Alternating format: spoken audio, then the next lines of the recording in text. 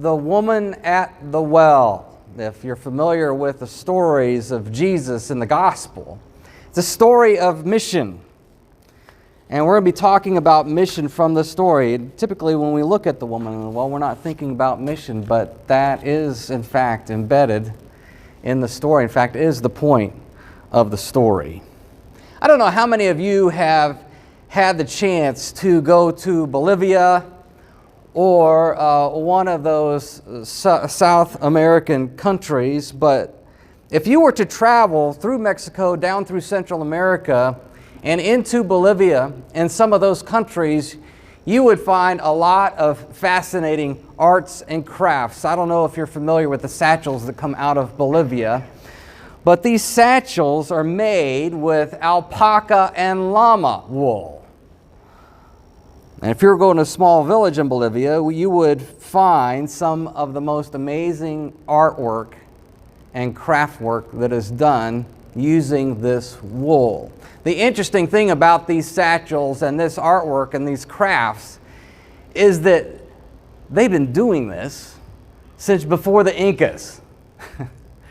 We're talking 600-700 years of doing the same thing. And it's one generation passing a skill set and craftsmanship down to the next generation. It is, fathers and sons and mothers and daughters passing skill sets from one to another for hundreds and hundreds and hundreds of years. To the point where if we were to pick up a satchel from Bolivia, it would look and feel probably a lot like it did 600 or 700 years ago. But it's not just craftsmanship. We know this firsthand, right? We know this firsthand. I heard a parent last night. I was at the Cajunto Festival, as was Nellie and family. I heard a parent say, I've got a 4-year-old and a 1-year-old, and the 1-year-old seems to be catching everything from the 4-year-old. Things get passed. If you're a parent, you know this. Things get passed from one generation to the next, passing it on. At first glance, it may not seem obvious this morning, but this is the story of Christ's conversation with a woman at the well, and it seems to be the point of the story. Now, our story this morning begins much earlier than the passage that we read. It actually begins at the very beginning of John. And if you look at this map, Jesus is on his way from the Jerusalem area, and he is going to travel with his disciples to Galilee. Now, the interesting thing about that kind of travel back then, it usually took 2 or 3 days to walk that, at least. You had to be walking a fast pace to make it in 2 or 3 days, but typically it was a 3 or 4 day journey. And they would walk from Jerusalem to Galilee. Now, if you were a Jew, if you were a good Jew in that day, you see that red line? That's the line that you would walk. They would actually walk to the other side of the Jordan, up and then back over. You know why they were doing that? Because they wanted to skip Samaria. See, the Samaritans were their sworn enemies, and Jews considered them less than dogs. There's a lot of racism going on in that day. And Samaritans felt the same way about Jews. In fact, we picked that up in the conversation between Jesus and this lady at the well. But Jesus, it says in the 4th chapter, that Jesus made a conscious decision that he was going to take that straight line up. He wasn't going to go the normal route. He was not going to go across the Jordan, then back across the Jordan, just so he could skip Samaria. It says, we are going to go through Samaria. Jesus makes a conscious decision. And so, along the way, they do. They go through Samaria, they come to a town called Sychar. And in Sychar, there is a well. And Jesus ends up chatting it up with a woman at the well. The disciples go off to get food, and he ends up in a conversation with this Samaritan woman. Now, this conversation is worth noting for multiple reasons this morning. And the disciples, when they get back from their trip into town to get the food, they pick up on this a little bit. You see, this was noteworthy for multiple reasons, first of which we've already talked about. He is now conversing with somebody who is a Samaritan. But the other thing happening in that conversation is Jesus is also chatting it up with a woman. And in that day, especially if you were a religious leader, you just weren't seen chatting it up with a person of the opposite sex in public. That just didn't happen. And not only is she a Samaritan, not only is she obviously a woman, she is also somebody who has led a pretty difficult life and seems to be the town sinner. She's notorious. The kind of a person that, again, if you're a religious leader, a rabbi, and you've got followers who are following you around the countryside, you just did not talk to these kinds of people. Yet Jesus says, I'm going through Samaria. We know Jesus.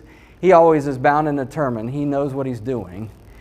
He is going to have this conversation with this woman.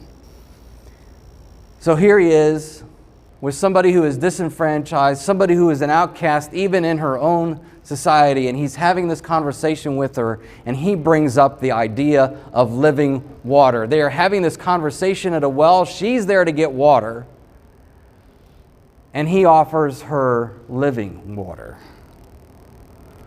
Living water. She will never be thirsty again, ever, if she drinks of this living water. And then he concludes the conversation with her by saying, you know that promised one in the Old Testament, that promised champion of Israel, the one we call the Messiah? I am he.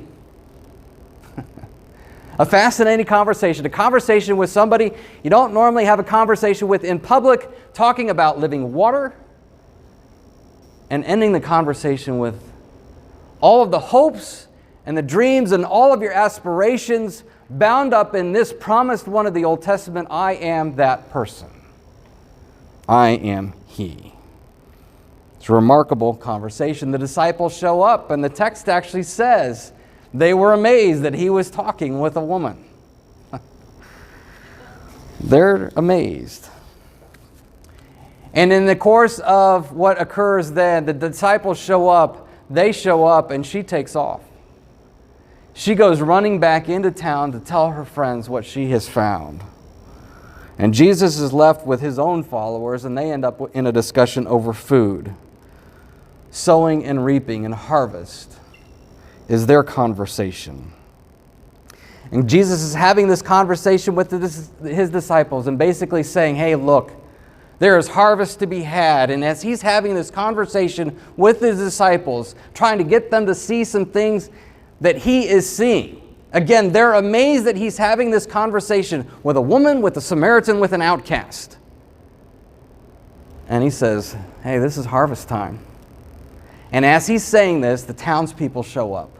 And the text tells us that the townspeople actually believe Jesus. They believe him to be who he says he is. The entire town ends up drinking of the living water.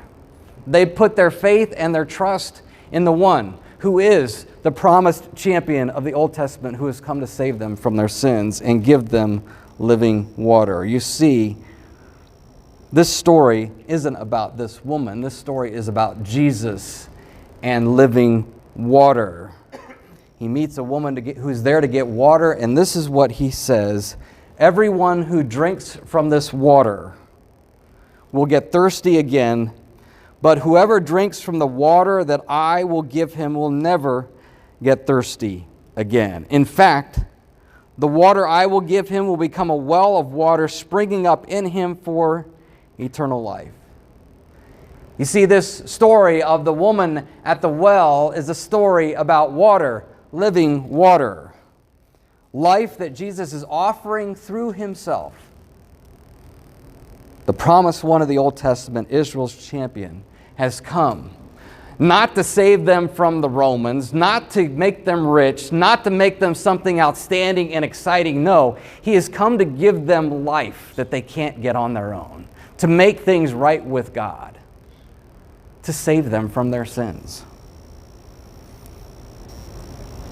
An interesting phrase shows up in the passage that we looked at, our gospel lesson this morning. It says, this lady, when she realizes what's going on with this living water and who Jesus is, it says she left her jar to go find these townspeople.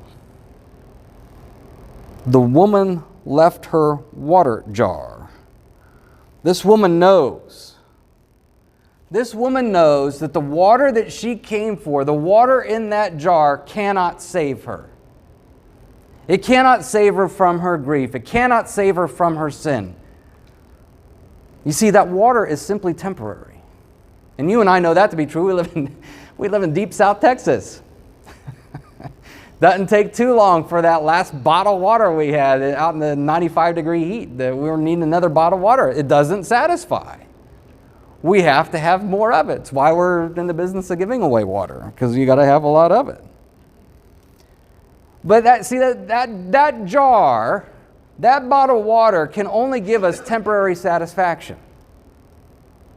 It can't give us long-term satisfaction. It's only temporary.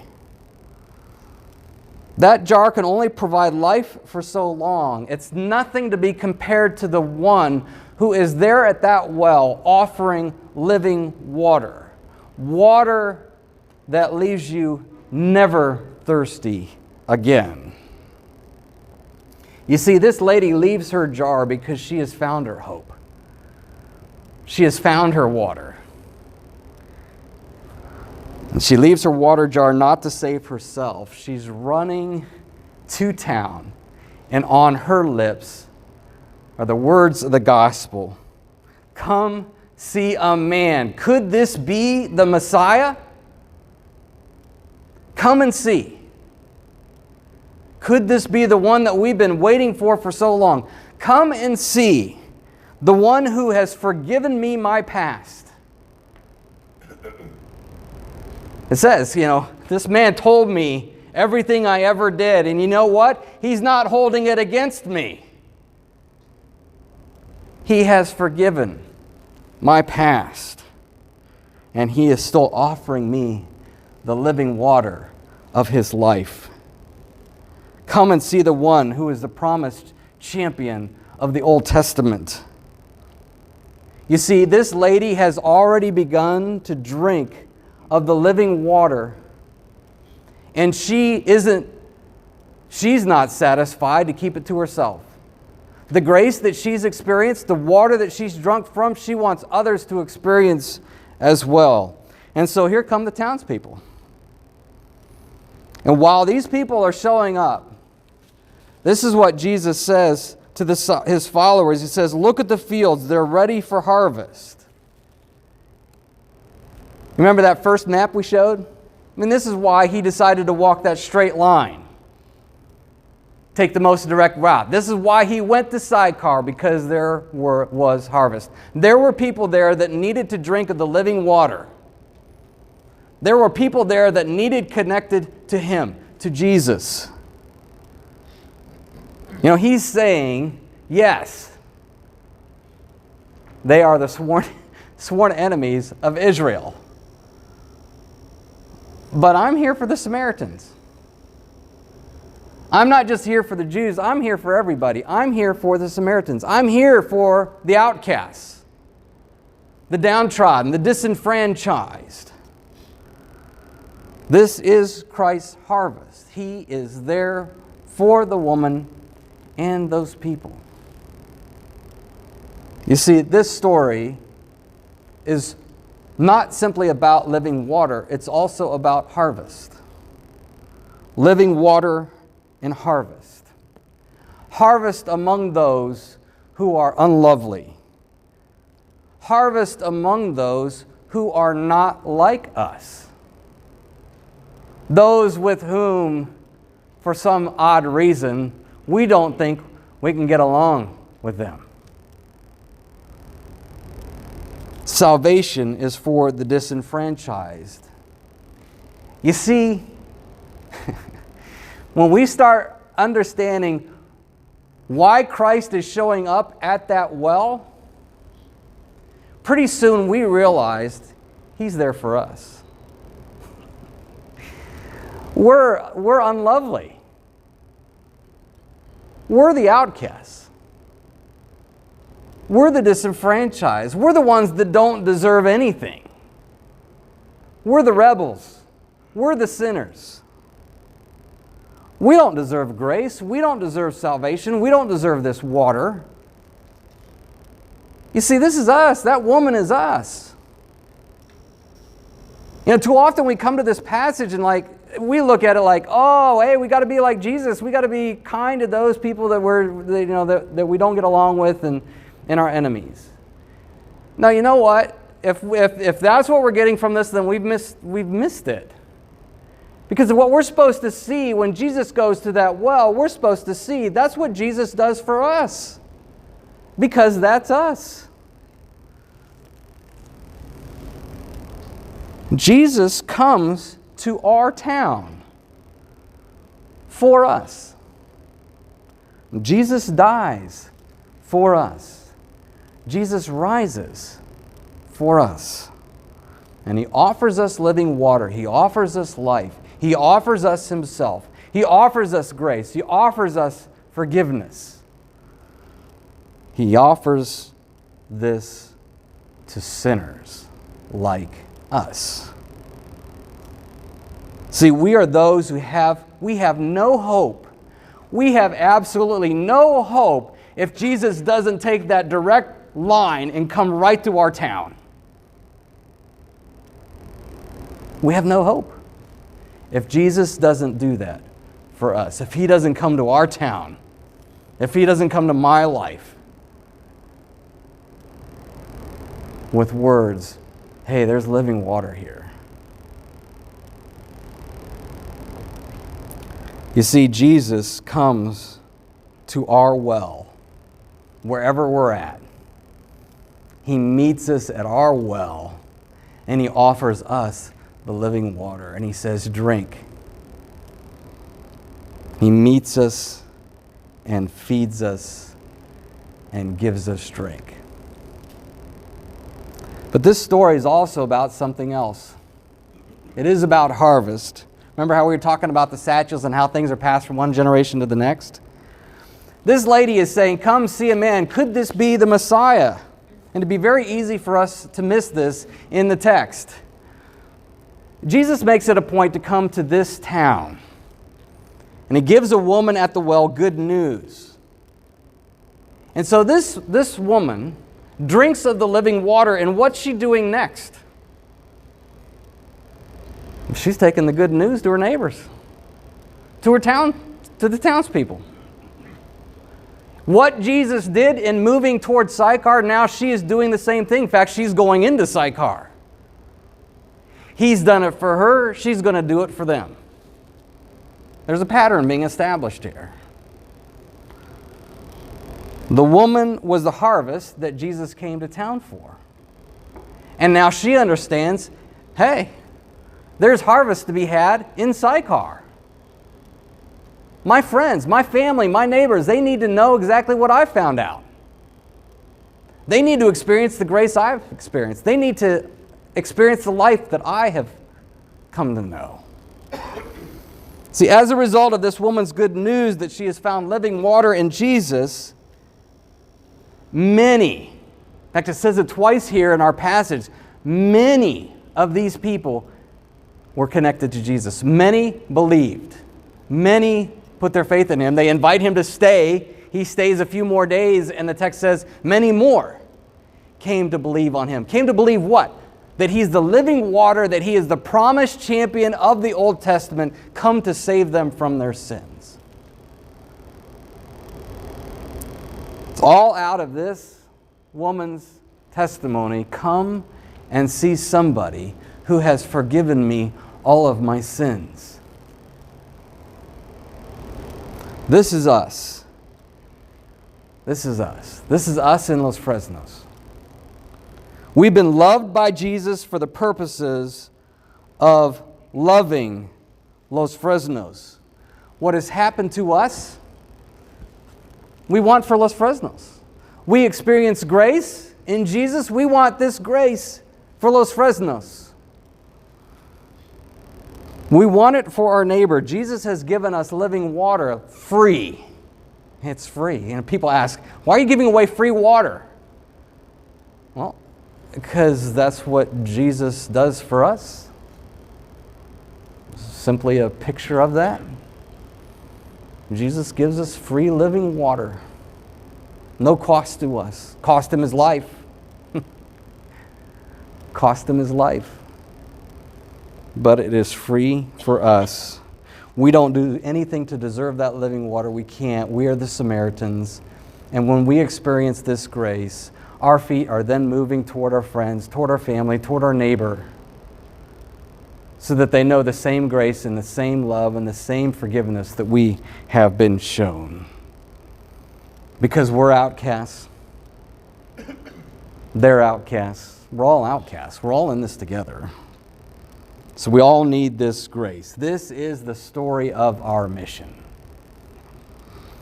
So just as the woman mimics Jesus and his mission, we're to be about the business of mimicking Jesus and his mission.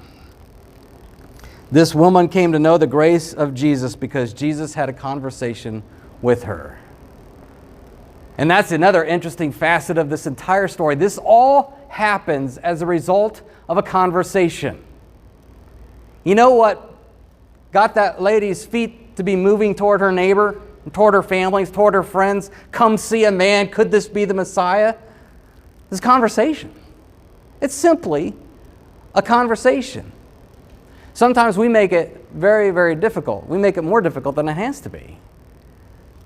Do we have to know everything between the covers in order to tell a neighbor or tell a family friend the really good news of the grace that we've been given in Jesus? No, we don't. It's simply a conversation. It's simply a conversation. Again and again. You see, every place we go is a potential well. Jesus meets us at our well. We meet others at their wells. And we're talking about living water. Stripes. I love stripes. I love stripes. Ask Emily about stripes. I love stripes. At the Little League field, at Walmart, at our Junto Festival, got a pumpkin patch coming up. All sorts of opportunities for us. All sorts of wells. All sorts of wells for all sorts of conversations about the grace that we have been given. Conversations about life, conversations about living water. Remember how I said, have an invite card? Here's a conversation starter, right here. So I encourage you to take one with you this week and invite somebody. And again, the purpose isn't necessarily to have them come here. It'd be nice. They can enjoy the celebration that we have every Sunday. But the point is conversation. What's going on at the table? How have you been graced this week? How have you been forgiven this week? It's a conversation starter. Just a simple little tool. But all of it's part of our mission. We have a mission. We're on a mission. There is a harvest. We've been loved by Jesus for the love of Los Fresnos. And the interesting thing about this passage, when Jesus says there is a harvest, the language there is the harvest has already begun. It's already happening. In fact, as he's saying it, the townspeople are coming over the horizon. They're walking up into the conversation. By the way, here's your harvest, guys. So the harvest is already, the harvest is going on all around us all of the time. That's why I said there are wells everywhere. Wells for conversation. It's all around us. Come, see a man who knows me. He knows me, and yet he still forgives me. That's living water. That's grace.